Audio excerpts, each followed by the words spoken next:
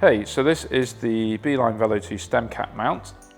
You can see in the package here, you've got your mount itself, a stem cap bolt, and 2 screws for holding the insert in place.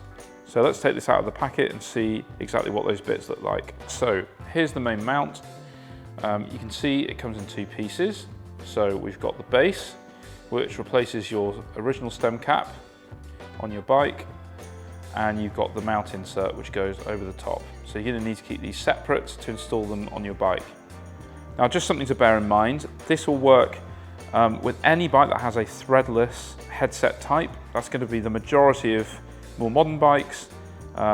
If your bike has a threaded stem, or what's often called a quill stem, this won't work with your bike. So just check before you buy this that you've got a bike that's compatible with this.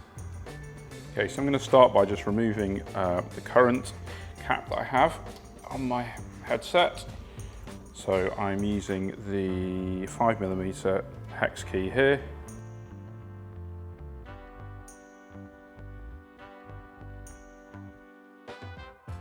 Okay, so once you've got your old headset cap off, you can take the bottom piece of the one that came with your Velo 2 mount, and then you can either use the bolt that came with the mount or the one that's currently on your bike.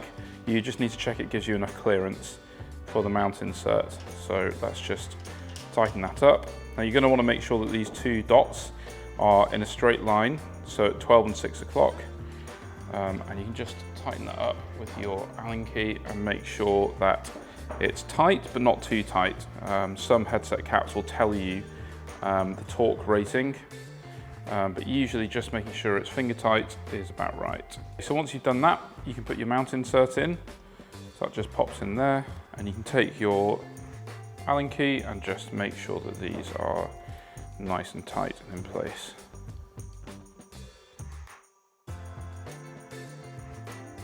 And that's it, you're ready to go. You can pop your Beeline on and you're ready to ride.